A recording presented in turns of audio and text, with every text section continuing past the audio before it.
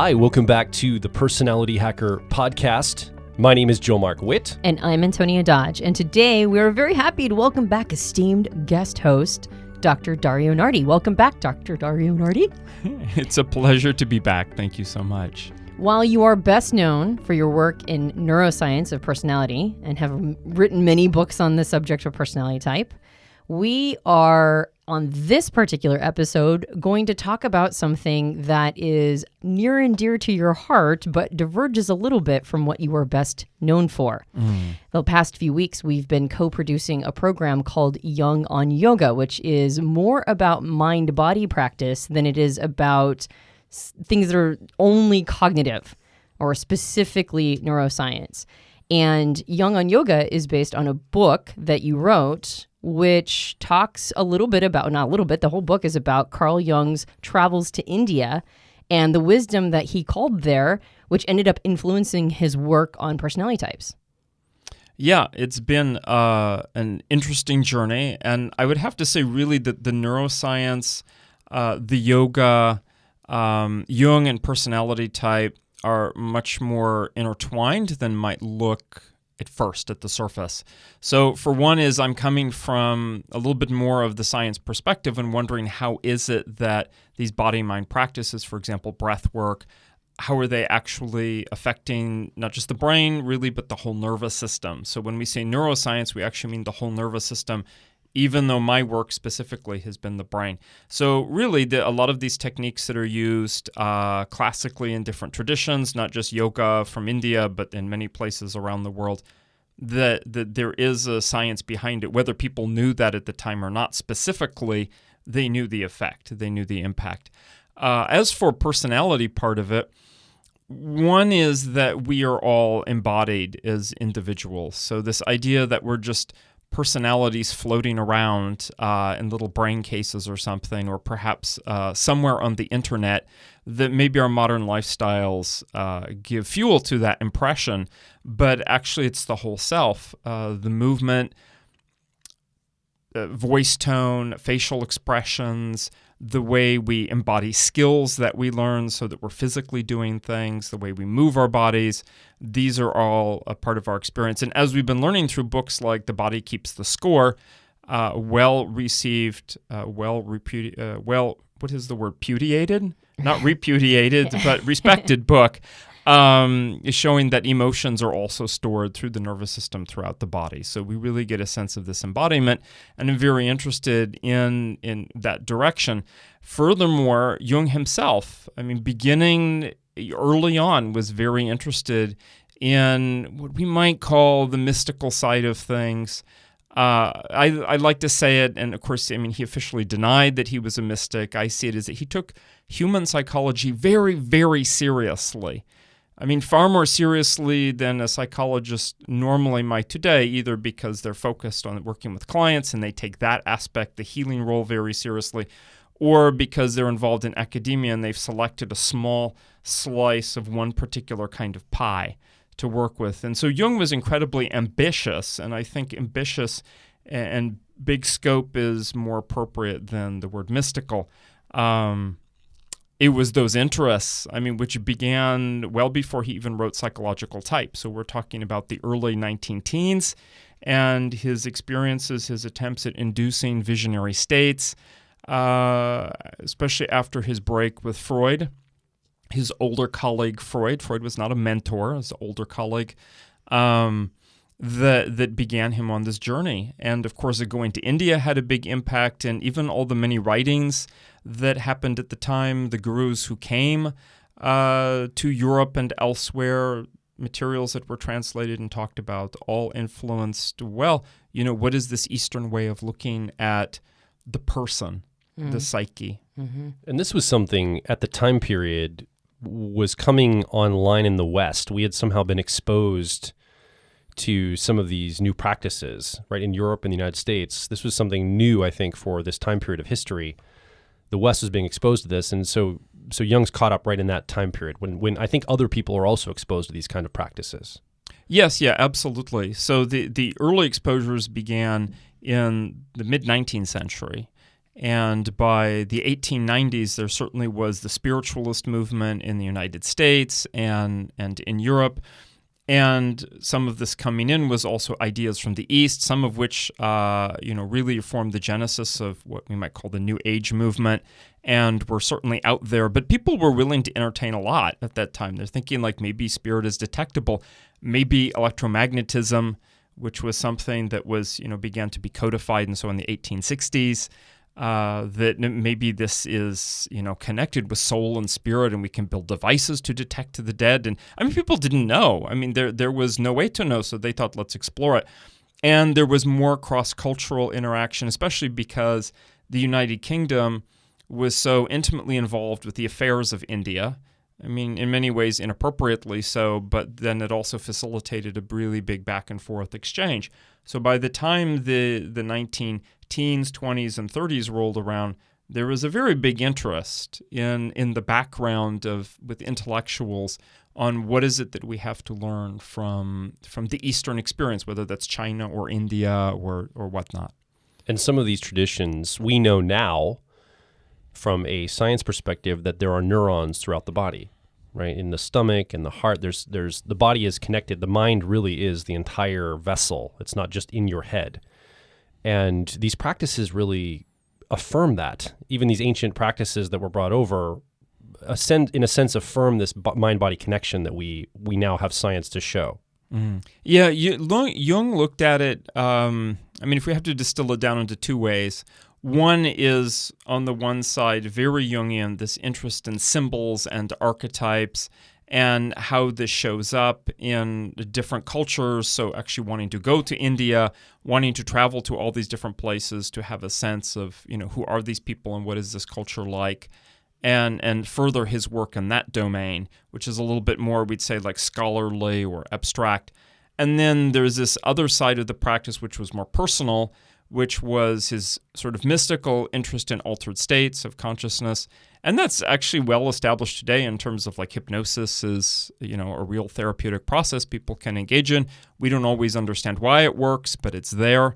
And then there was this interest also, I think people didn't quite grapple with it yet, but understanding that there's this ancient body of knowledge that was, now looking back, we know that the evidence for yoga goes back at least 2,500 years. And most likely, the very earliest pieces of evidence, we're talking more like 4,000 years.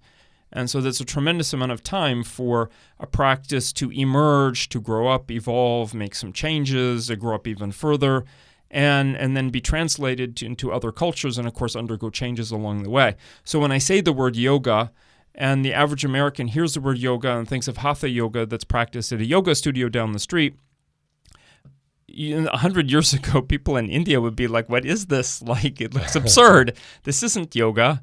It's some kind of exercise that has some vague similarity to yoga.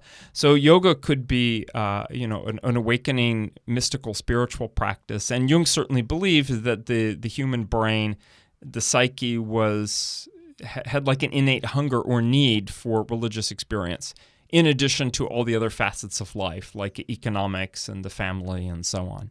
So what was the evolution of Jung's relationship with all of this? Like, when did he travel to India? What was basically the foundation to everything you're talking about? So there were let's say three primary foundations. The first one had nothing to do with India at all, and it was his exposure to Hellenistic ideas, like the cults that were present in Greece and in Rome, and his interest in these sort of Mithraic or Hellenistic practices. And this goes back at least a decade before psychological types and was there for quite a while. Then he became familiar with the translations and writings and the trips that other people made to India and what they were talking about, and then people coming from India to, sort of traveling through, and he's meeting with them and hearing from them, but primarily from other European academics who, in quite a number of cases, when we look back, we realize they mistranslated materials. And this is very clear because when we see the talks that Jung gave in 1932, his 4 talks on the psychology of Kundalini yoga, he makes mistakes. I'll be quite frank, like a basic fact mistakes, which by the 50s, when we read some later material he references the chakras, he's clearly corrected those mistakes. That he's making the correct references. For example, Anahata is the heart chakra, whereas in his original talks he missed that. The biggest piece of input, though, was his trip to India in 1937 and 1938. So what is so interesting about that is, I mean, there's three things. One, it was a quite extensive trip. So when we look on the map and see where he went all from like Delhi in the north, traveling all the way down a little bit on the west side, going down to Sri Lanka and meeting people and going places and eating things. And then he goes up the east coast there and spends quite a bit of time in the northeast, which is an area where people will go to today for for example, if you want to have Kundalini training in India, then this is an area you're going to go to. He got a lot of cultural exposure on his trip. The perhaps most fascinating part was that he got food poisoning or whatever it was. I don't know right off the top of my head. But he ended up in a hospital in Calcutta for 2 weeks. And during that time, he had a vision, and that vision really had an impact on his later work. So that took it from the realm of being generally interested in what was sort of ancient and mystical with like Greek and Rome to then the specific Indian ideas, and specifically stuff on Kundalini Yoga was on the chakras. And then in this third piece in his trip, it made it very personal in nature. And the thought that he became open to this whole, how can we say, like the motherland of India and the feminine aspect before he felt a little bit, and it's certainly in retrospect. So there's a fun book. It's called A Jasmine Journey by Evangeline Rand. And there are other books too that are out there, Holy Men of India and so on, written over different time periods that discuss Jung's trip. And it had a big impact in terms of helping him overcome his own one-sidedness. And so he really left that experience transformed and then carried further his ideas like anima and animus and this idea of the movement of these archetypes in the unconscious and the primacy of the feminine masculine bridges to individuation. So this was really, it ended up becoming a very personal experience for him. Why don't we hear about this part of Jung? Why is this something that's not more prevalent? Because this really impacted the way he thinks and the way he was writing and talking about things. I mean, I'm going to have a guess. You certainly don't know, but what is our speculation? One is that it's said, Jung said to a few people in his time that, he has to admit to them privately he's a mystic, but in public he can't say that. So he himself played down some of his own experiences, and the products of his efforts, like the Red Book, for example, took many decades, to come out after his death as he wanted. So that's one aspect of it. The other is that his body of stuff is so huge. I mean, I myself am only familiar with the fraction of it, like a little fraction. I'm not a Jungian scholar or something like that, and if I wanted to go investigate even this one topic, I'd need to read and understand a tremendous amount more of this Jung's picture and his personal experience. Whereas in Jung on Yoga, I primarily worked off of his talks and my own personal knowledge of Kundalini Yoga and what's published by Kundalini Yoga people today, like not Jung, but today, as well as some yoga historians. And then the third piece is, I think that there are topics that are sort of body-mind practices that up until the last few years have been, in a way, co-opted by a particular religious and spiritual movement. And this New Age movement that then is seen in counterpoint to traditional religious practice. And so people are like, well, this is not my area. I don't want to be involved with this, or it's not of interest to me. So they're not really going to go there and learn about it, even if they get into type. And I would have to say, frankly, so many people know about his work on psychological types, but not really directly from him. I mean, they know through Isabel Myers and a few other people. Maybe if they get very much, very sophisticated, it's John Beebe. So there's socionics. There's a few avenues people can come to, but then they get this, like one particular facet that was sort of early, and we're in the first half of Jung's career, the first third really. And then that's already so rich as it is, and it creates a certain fascination, and people don't move beyond that. It's like going into the church and you see an icon in the church, like a very abstract 8-wheeled icon, whatever it is. And people focus on that mandala, basically, no matter what it's called, is an icon. And then their whole experience becomes that, and they never go bother to look at like the altar or the back rooms or other alcoves that are there. It simply becomes this. And that's, whereas, Jung was very prolific, and it's, and I do believe finally that it takes a certain, I don't want to just say interest, but actually life readiness, because a person can read his ideas and actually not understand them personally. And I myself am a little bit critical of that. So that makes, I end up reading less than I probably should. But on the other hand, I feel like I appreciate much more what it is that I am reading. Two quotes are coming up for me as you're talking. The first one is something that you say all the time, which is that if we're going to talk about personality, we have to talk about development. And the second quote that's coming up for me is something that our friend Aronio Paez, who teaches the Enneagram, says, which is that spirituality without psychology is dangerous, but psychology without spirituality is incomplete. So the reason why all of this is so interesting and fascinating to me is that type development or personality development, or however you want to see it, and this idea that psychology without spirituality is incomplete, this is an area where it sort of merges those concepts. A lot of the time, type development ends up being, from my perspective, something that is easy to ignore. Is once you enter a space of type development, you automatically enter a space that is going to awaken some spirituality. Like that's just what happens. And it starts to reflect back the lack of spirituality that we have in particularly Western culture, where everything is so cognitized. Everything feels like it should be able to travel in and out of the head. And the practices that we've been talking about, the mind-body practices, forces us out of that Western comfort zone and into a space that requires us to acknowledge how much the body is part of development, even personality development, I would argue. Yeah, absolutely. I honestly could not have said it better myself. So that's you've encapsulated that very nicely, that there is this Western tendency toward reason and cognitizing things. Even when it's not reason, it's still in the head. And that has dangers as well as benefits associated with it. I mean, Jung described that as sort of like a Western ideal, and he saw that associated with this particular level of development, which there's nothing wrong with it per se, but in isolation, not so good. What you say also reminds me of the fact that all of this occurred within the 1930s. So when he gave his talks, when he got interested in this, when he went to India, and of course he was in the German-speaking world, so we're talking about the rise of National Socialism, that is the Nazis, after, I mean, basically to the point where war had started. I think that happened right after he returned from India.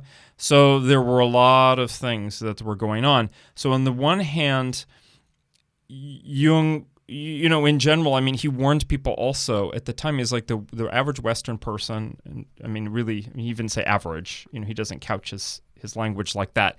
He's just saying the Western mind is not ready for yoga, that it could actually be something dangerous because it is not grown in the soil that's there. And now we're a century or almost a century later, and the West has changed a little bit. Culturally, there's more intermixing and more comfort. I think it's a little bit different. The other thing is that he was very wary of things like mass movements. So he was aware of what was going on with himself and with colleagues, in terms of like even his own psychoanalytic organizations that he was a part of, trying to protect the members of the organization and to protect from influence from the Nazi Party. He was very aware in India that also there was this phenomena of gurus. And in particular, he had colleagues who strongly suggested that he visit this one guru who's very famous at this time, this Ramana Maharshi, and Jung did not visit him. And some people argue, well, maybe Jung was afraid of meeting somebody who might be his equal in some way. After being sort of, not that Freud was his equal, but after that burning, like, does he really want to meet another father figure?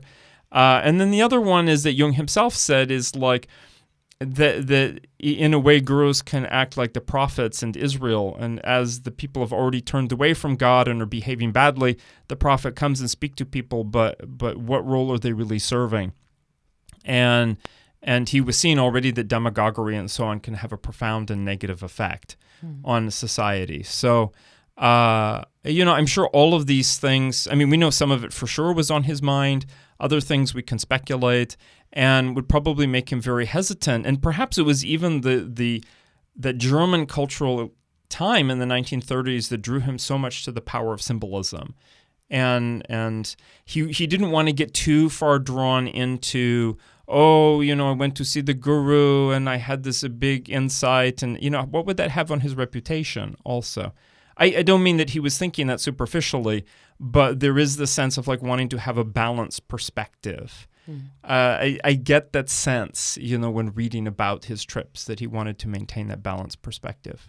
Sometimes this entire realm can be a labyrinth. There's dangers in pursuing these kinds of work, and then there's dangers in not pursuing these kinds of work. It's like sometimes we use influences, things like yoga, in some ways is almost a spiritual bypass. It's like, I'm doing this work, and so I should be fine. And then in other ways, the rejection of it is a part of a spiritual bypass. It's like it's a very personal path one must take when they're doing this development. They have to be very aware of where they're at. And so an individual that is introducing these concepts has to, I think, be careful not to dogmatize anything or make things sound a little too, this is the way that it must be, in order to not encourage people to follow a template and then make the assumption that they're doing the right thing. I mean, in some ways, there aren't a lot of templates here. Yeah, it's an interesting conundrum. On the one hand, Jung described when talking about anybody starting the awakening of Kundalini, which is this idea of both of a physical energy and a psychological energy that's coming up in the person. He stressed that it's the awakening of an impersonal archetypal energy, and that people can easily be overwhelmed, taken over, devoured by archetypes if they are not strong enough. Imagine the person who comes to power in the role of a president or king or queen or whatever it is, head of a corporation, and they're not psychologically ready for that.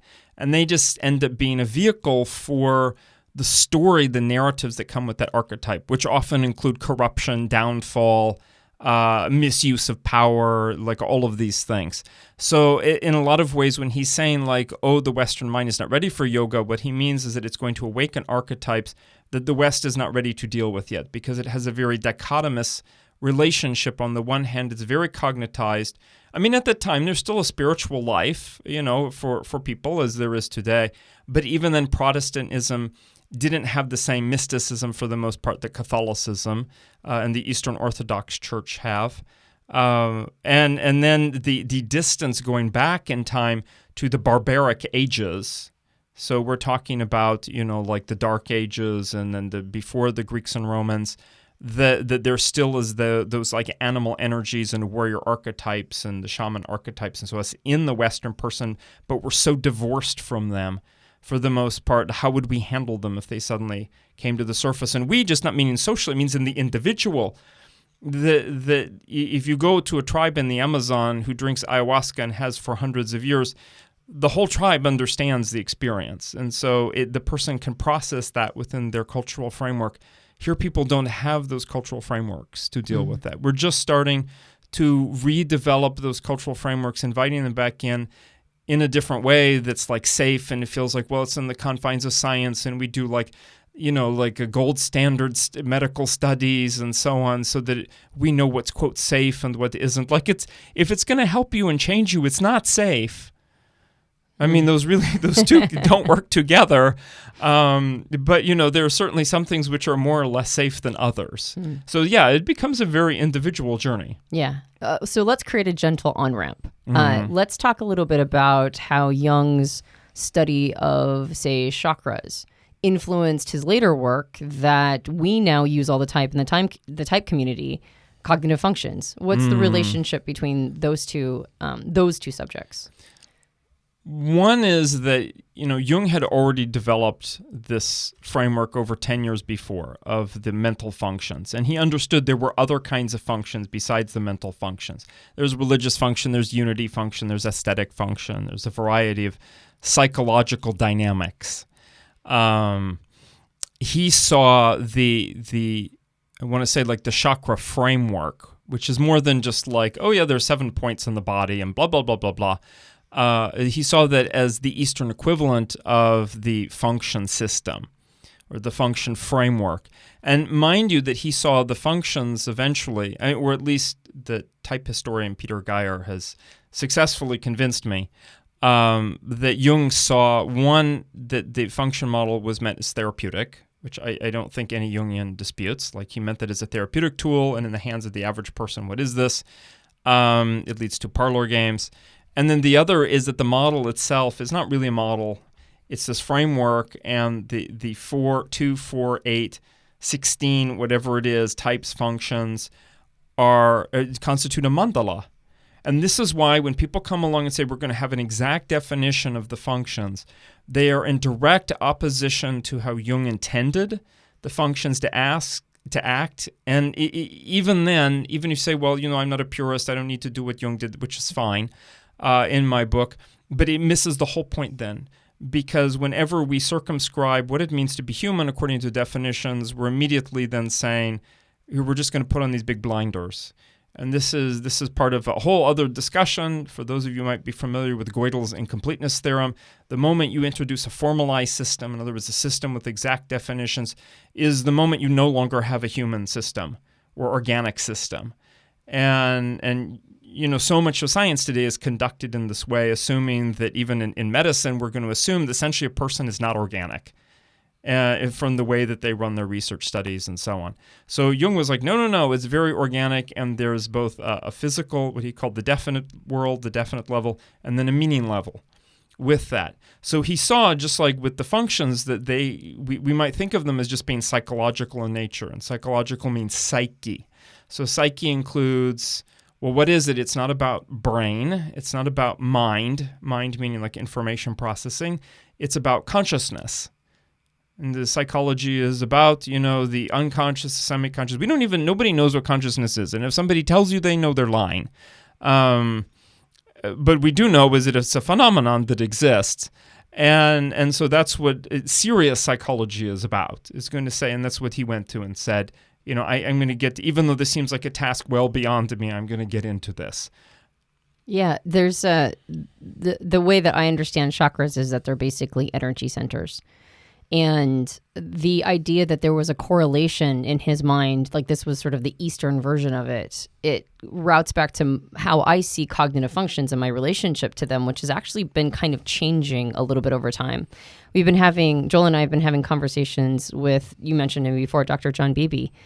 And one of the things he said in one of our conversations is that each of the cognitive functions themselves have almost an archetypal energy woven into the function. And then, of course, in his 8-function model, each of those positions has an archetypal energy. And I was asking him, so are you saying that when you marry the archetypal energy of the position, the function position, with the archetypal energy of the function itself, that there's like an alchemical response?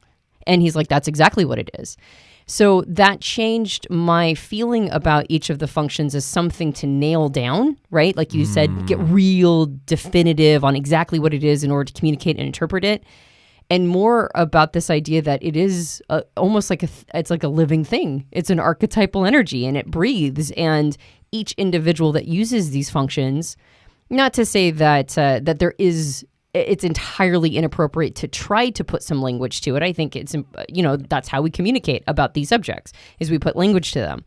And you can see how even in type communities, people grapple with defining each of these functions, and then they'll get into arguments about, no, it's not like that, it's like this. And really it's the most benefit is in how an individual is experiencing it. Because the way that I'm experiencing my introverted thinking, say, my auxiliary function of introverted thinking, or we call it accuracy, that's going to have a particular energy for me. It's going to be an energetic thing that I'm experiencing it. And how another person uses introverted thinking is also going to be an energy for them that they're experiencing. And there's bound to be a difference in the feeling or the texture or something around it, even though it fundamentally is doing the same thing for both of us, if that makes sense. Oh, absolutely. And I love the word that you used, marriage, so that the union of any two elements in the psyche, so it could even be opposite functions like extroverted intuiting and introverted sensing, that's an alchemical marriage. And like any marriage in real life, it will develop, in order to survive, it will develop a life and a history and mechanisms and all of that's all its own. I mean, of course, it's going to have commonalities in many ways we can talk about in general terms. We can look around the subject and see there's this theme here and theme there. I really think that this trying to have like a mathematical or definitional or geometric approach sometimes to type is a little bit of a mistake. That a better way to think of it is that, if you have novels and movies, and a novel is, especially a well-written one, is a cohesive piece. And so when we say, well, if you want to understand the novel, we can have a reading group and we can all read it and talk about it. But that novel can't really be condensed. Past a certain point, it loses so much of the life of it that if we're going to say, yes, I'm going to sum up this novel in one sentence, which, by the way, we can do. I mean, this is people make a fun sort of process. What is Great Expectations about? Orphan growing up. In the 1830s England or whatever it is, there really is this this organic nature to it that evolves, and then the question is it goes from latent potential to, and Jung was very clear about this, that the unconscious pushes up stuff and creates material, and then it is up to the ego to consciously do the work in order to make it a part of the person's life in a productive way. So to think, I'm going to go through experiences and they're going to be magical experiences, they will be magical experiences, but then that's the beginning of the work. So like in psychedelic practice, they're like, integration is 90% of the work. And integration is all the stuff that the ego has to do to at least remain open and taking time, but more likely also making active changes and choices and growing up, essentially. So when we talk about growth, going back to what you said, if we want to talk about personality, we need to talk about development. This is true from what we know in the plasticity of the brain. This is true in developmental psychology. We look over time. I mean, people face new tasks in life that they have to deal with, new challenges. And then there's this fundamental idea that we're organic beings, and therefore we grow. And then the question is, are we going to end up like the stunted, fruitless tree, or are we going to end up as, sort of like healthy and full and I'm not going to pass judgment on that. Nobody walks through the forest and says that rock has an error in it, but certainly how much can we nurture our potential? And that is certainly, I feel like, what Jung was concerned with his clients, and what probably most people in psychological practice and body-mind practice, what folks at Personality Hacker, myself, we're all interested in how can we help each other grow, and in a way that's like satisfying and and as you said, there's always the danger of spiritual bypass. We will be right back. If you're focused on personal growth, I think you'll resonate with our core content over at personalityhacker.com. We want to see you understand how your mind is wired so you can generate motivation, improve social skills, find career opportunities, and master excellent decision making. But a quick warning, we are advice and action focused in all of our articles, podcasts, and videos. This means that we attract people who like to be challenged to become excellent, to take action, to put in the work to optimize themselves, not simply just gather more information. If you are committed to personal growth and ready to radically find your inner truth, then come over and be a part of our growing community of like minds at Personality Hacker. Now back to the show. So I want to get personal with you then about what has this practice, understanding about Jung and the chakras and his work with both functions and chakra, how has this impacted your life personally? Because you've been having a mind-body practice. You've probably had many in your life. As an INTJ, you've probably had a lot of time, but it's nearing a decade of this particular mind-body practice. So what are some things that have personally impacted you? Well, what motivated me to write Jung on yoga was that I was practicing Kundalini yoga, and I had some experiences, and so I really started wondering, because I know about type, like, did Jung say anything about yoga? And so one of my type colleagues, Nicole Gruhl, in Australia, said, "Why, yes, actually, there is this really great book that it just reprints a translation of his talks." So I read through those, and those were really quite challenging to understand. Both because he confused some things and because he discusses things in a nonlinear order, and there's absolutely like no organization that I can see to it. Like he spends, a huge chunk on one thing and then barely touches on another. But there were things that he said in there that I'm like, he couldn't have said this, I don't think, unless he really understood what he was talking about. And so I really had the feeling that this is something worthwhile to look at.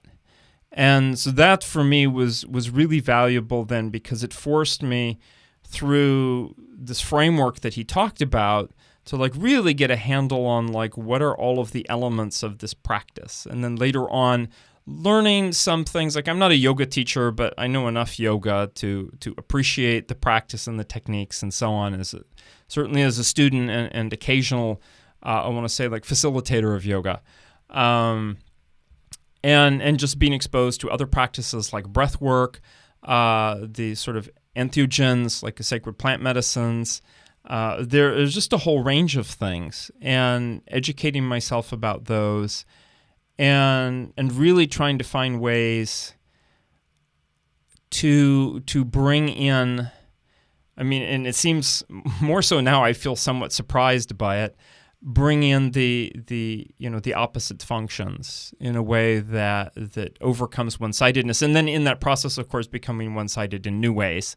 But when I look back now, compared to 10 years ago, I would not have guessed, that it's like, oh wow, like there is a whole other level to introverted intuiting, my own dominant function, and then seeing how that works hand in hand with a sort of functional, we're going to say alchemical marriage with extroverted sensing, and the same with FI and TE, and then beginning to see these like doorways to the so-called shadow functions, and this is just been a really, really fascinating journey, and just wanting to share that with people.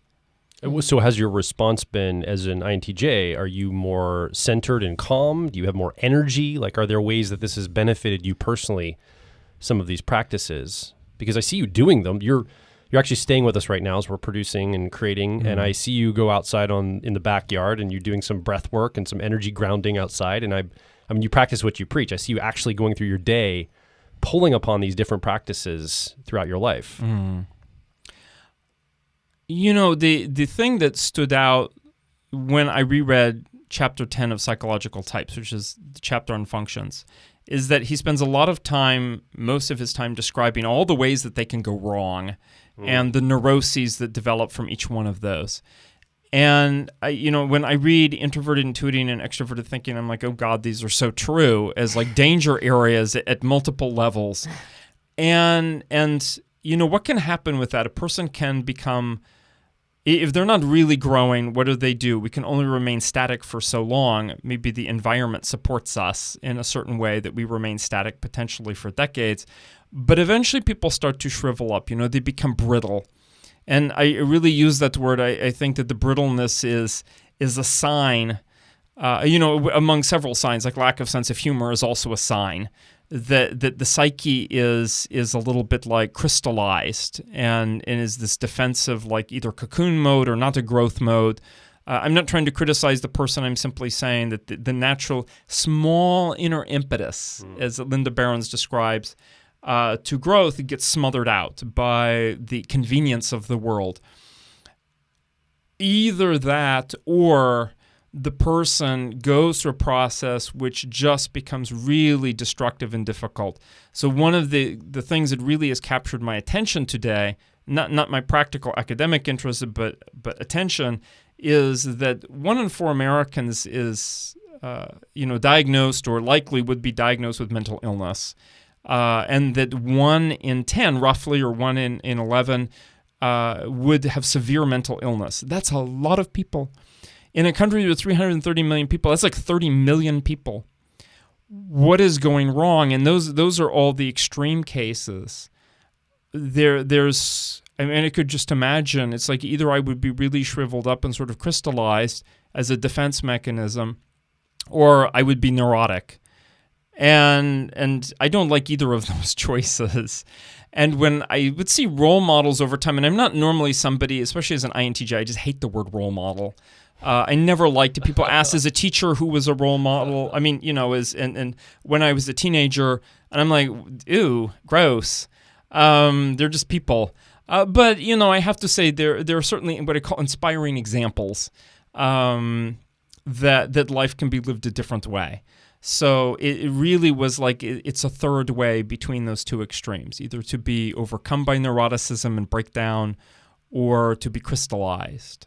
Yeah, well, and as we progress in a technologically smothering environment where it's hard for us to even imagine what people before all of the technological encroachment that happens with, at this time period in history, it's hard to even imagine the level of quietness that people in the past experienced, or the break that they had from socializing, or the amount of time they had alone with their thoughts, or to just get a good night's sleep, or food that they themselves farmed or was farmed locally, or whatever it is. Like we're so removed and we're so smothered with a digital context.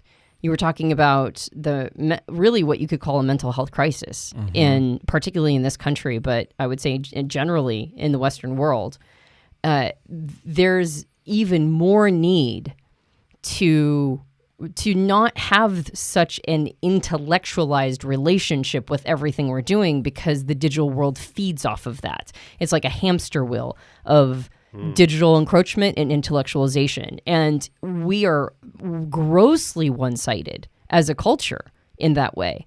And so just breaking free of that a little bit and going, oh yeah, maybe I should be taking care of my body. Maybe I should be sleeping a full night's sleep. Maybe I should be eating cleaner foods and nutrient-dense foods, and maybe doing a little bit of fasting here and there, or maybe just shut off anything with a backlight for a significant amount of time. Maybe I should be alone with my thoughts and not have noise pollution constantly be going. And these mind-body practices that are encouraged going this direction, like with Kundalini yoga or anything that's a mind-body practice, gets us closer to how our ancestors lived. Like regardless of whether or not it's this, this enlightened path, it might just be a more human experience that we don't really get much of. We're in such an artificial environment that these practices get us back to what it would have been like to be a human for the last 200,000 years. So I think it breaks free from some of the one-sidedness that's caused it being this moment in the timeline of history. And so, it's interesting. I know your history. I know your past. You're an aerospace engineer. That's your past. And you're a professor that has done tons of research and taught about this, neuroscience of personality and how the mind is wired. And I know that your past has been, regardless of what other practices you were doing, was very deeply what one would call intellectualized.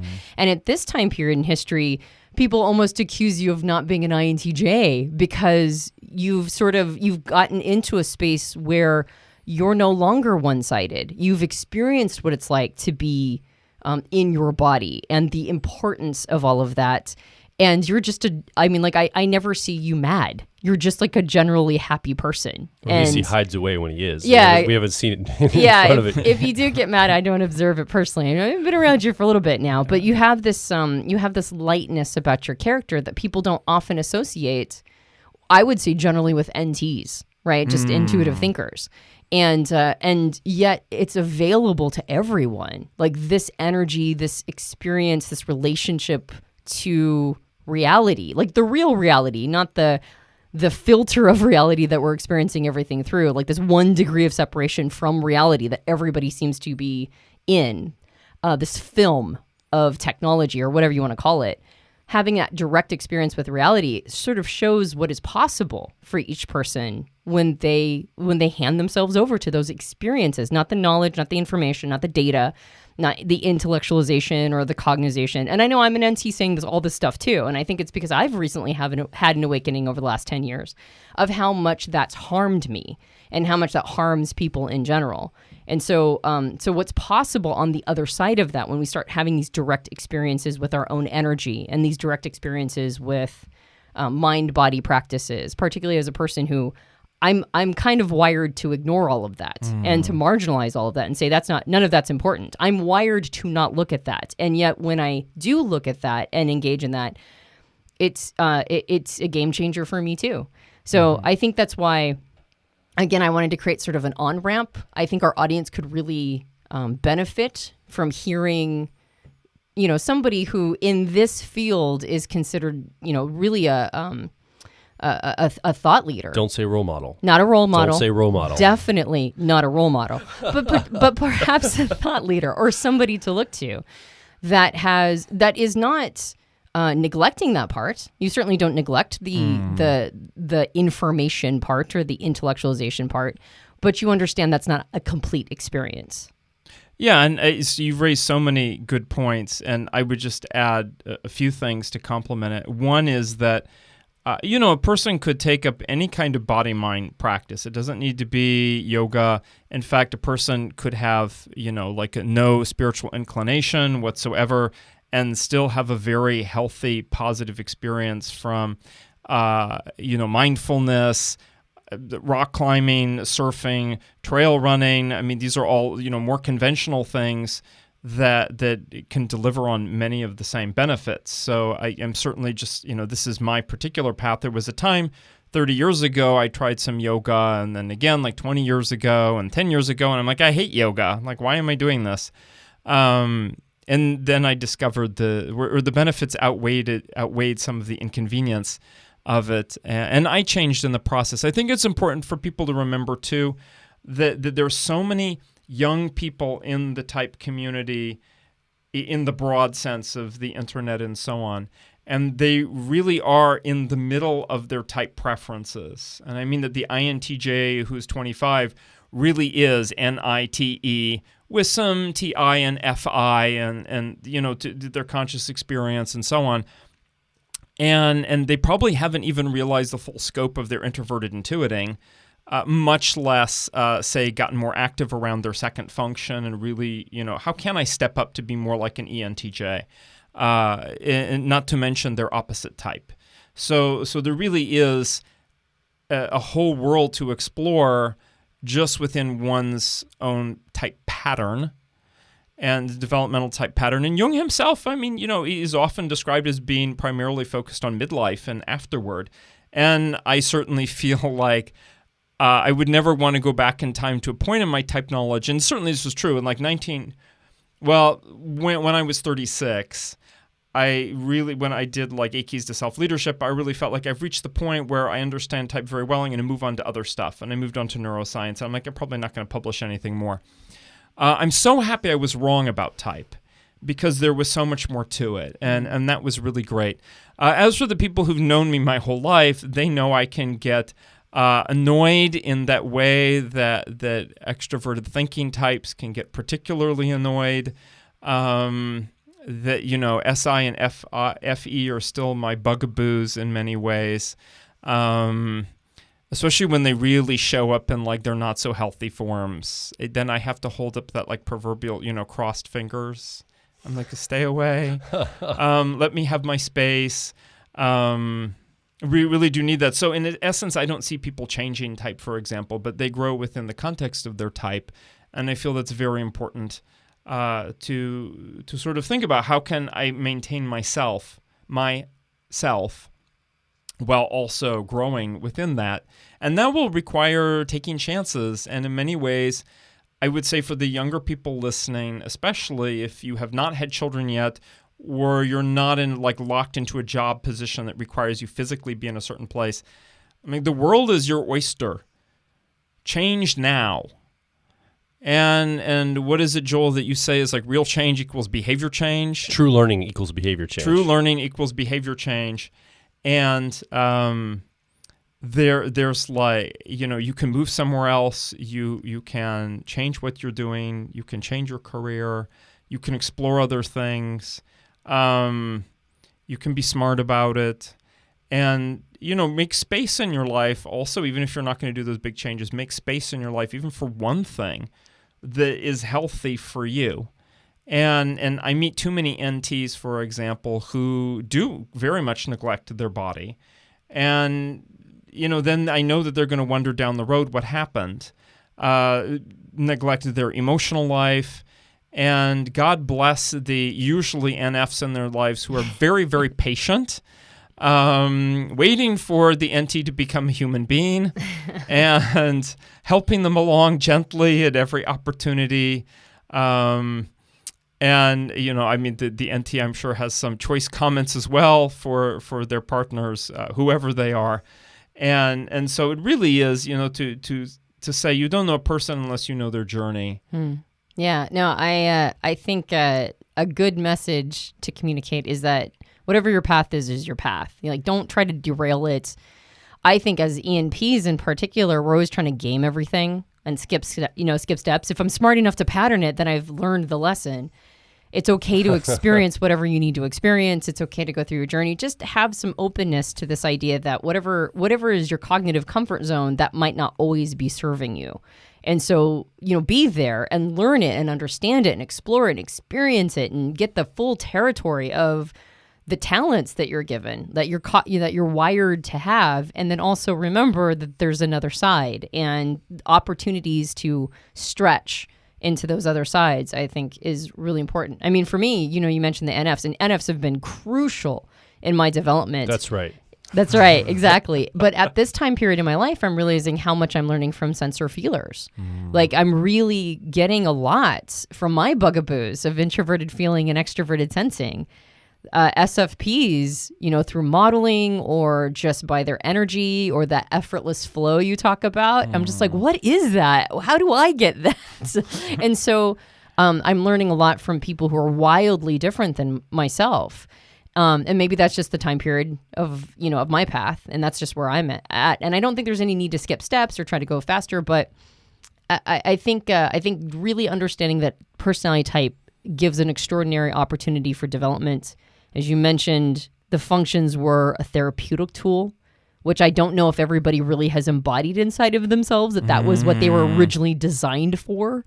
That Chapter 10 talks about all the ways things can go wrong, so have your finger on the pulse of that. And to realize that this is not just an intellectual pursuit. I mean, everything in the West, we want to jerk it over into an intellectual pursuit, but there's more here, and there's more to explore. Yeah. So I have been through your book, Jung on Yoga, and you've been here almost a month. We've been developing this Jung on Yoga program, and before we went into creating the permanent digital program that we're publishing at Personality Hacker, we did a live event, a 3-day live event with a live group of people on the internet. It was a live Zoom call event, and you walked people through basically the chakras and how Jung saw them, and then you did some breath work, and then you actually took people through yoga sets. And I had to produce. So I was sitting at the desk helping to produce from the cameras and the lights and the sound and all of that. So I could only intellectualize it. And I'd read, been through the book too. So it's all intellectual for me. And I'm watching a very different experience from the live people that are engaged with you, actually doing the exercises and breath, because I got to be quiet, because I'm behind the camera. I can only simulate things in my head and do very minimal movements. And I'm not having the same experience as the people you're working with, even though I'm going through the content, the same exact content.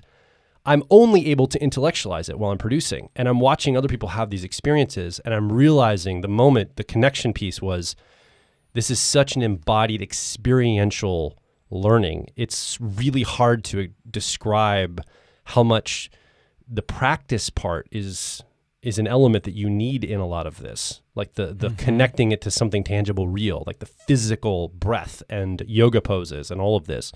So I just want to highlight that to say there is a massive difference, to kind of highlight what you're saying, Antonia, between intellectualizing this and actually seeing people go through it and have these awakenings and ahas and the learning they're getting from that embodied experience. I think it's very powerful.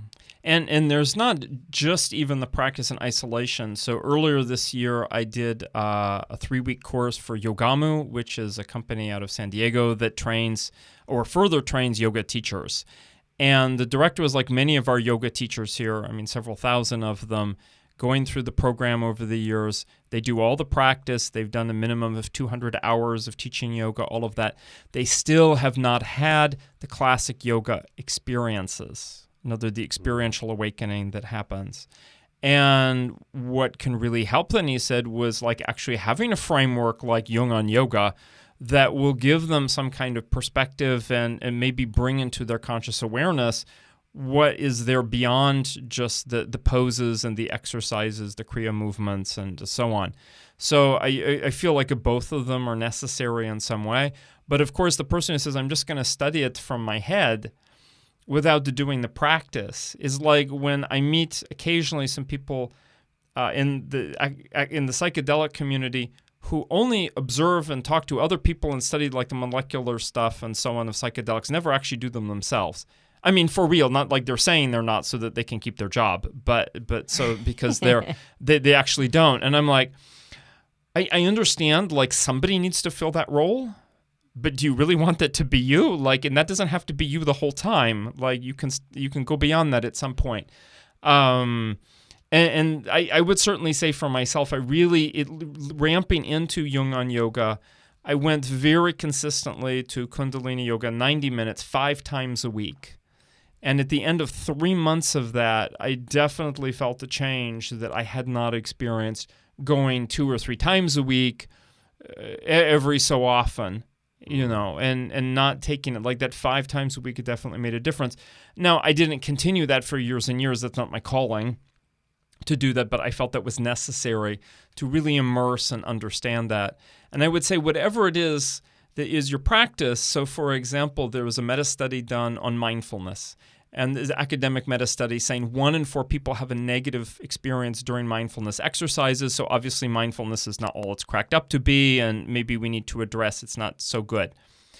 I'm like, whoever wrote that is an idiot because they entirely missed the point that the person fundamentally deep down there is one-sidedness, there are neuroses which are the manifestation of one-sidedness, and when people do these practices, they are growth practices. They're not feel better practices. I mean, they could be, but they're strong, disgusting tasting medicine that you take first, and that might be you do a mindfulness session or 10 and you end up having negative experiences because negative emotions come up because they're in you and you need to become aware of them and let them go. And so don't give up with that. It's the same when there were 2 reporters sent down by, I think, the New Yorker to go down to the Amazon and go to ayahuasca for a week, and they gave up after the first night and went back. I have choice words for them, but that's just weak, cowardly. Like, come on, guys, just stick with it. Is just stick with the experience. At least do what you were paid to do. And so I think some of it is, do we have the opportunity to do these things? And there's a certain amount of like, yes, I feel that, I'm lucky that I have access to the time and the resources and the places to do this. But also there's a certain amount of like desire to want to do it too and to stick with it. And so I'd say whatever practice you're doing, if it calls you, then stick with it. And it's, you will get the benefits out of it, even if there are times when it's difficult or unpleasant, something like that. Like with all things, like going through college for 4 years can be very unpleasant sometimes.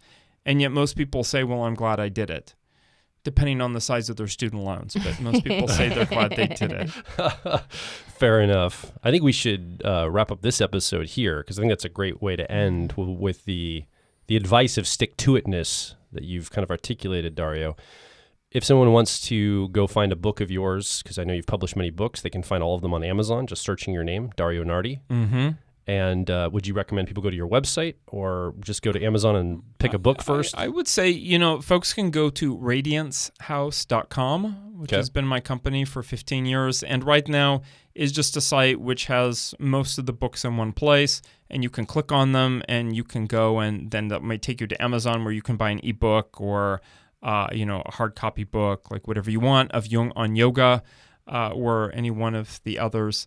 And for those who are interested, I do have other books too. Like I've written game books and fiction books and that kind of thing, more as hobby stuff. But for anyone who doubts I'm an INTJ, I think that they'll see the requisite nerdiness in the range of, especially the game books there. All right. Well, it was a total pleasure to have you again on the show, Dario. Thank you so much for joining us. Yeah. Absolutely. It is my pleasure. And it was really amazing just to watch the students go through the process, Jung on yoga, and come back like each day having done the practices. People talk about what came up for them. And that to me was really moving. It's a lot, even though it's not, quote, type per se. And of course, we do talk about type and in it that it's putting the ideas into practice. So what do you think? You've been the fourth person in this conversation with us, but you haven't had a microphone, but now is your chance to come and make your voice heard. So come over to personalityhacker.com. Directly below this episode, feel free to ask a question, share a comment. More importantly, share your story. Have you found a mind-body practice in your life that works really well? Has this been a struggle for you? Has it been a struggle, but you figured it out? What are some things you can share with us and the community here at Personality Hacker that we can learn from? And your personal story matters. So come over to personalityhacker.com and share your voice. And if you enjoyed this podcast, you can subscribe to us on iTunes and various Android platforms. If you leave us a rating and review on iTunes, that helps us out a lot. We have a book. It's called Personality Hacker. You can get it at all major book retailers. And if you leave us a rating and review on Amazon or on Goodreads, that also helps us out a lot. If you're interested in a program that helps you tap into a mind-body practice with a focus on the work of Carl Jung and personality types, go check out our new co-produced program called Jung on Yoga, that is hosted by Dr. Dario Nardi.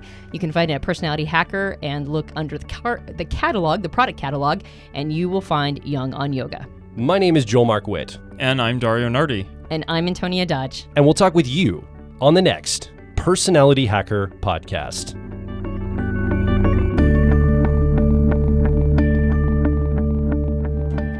If you're focused on personal growth, I think you'll resonate with our core content over at personalityhacker.com. We want to see you understand how your mind is wired so you can generate motivation, improve social skills, find career opportunities, and master excellent decision making. But a quick warning, we are advice and action focused in all of our articles, podcasts, and videos. This means that we attract people who like to be challenged to become excellent, to take action, to put in the work to optimize themselves, not simply just gather more information.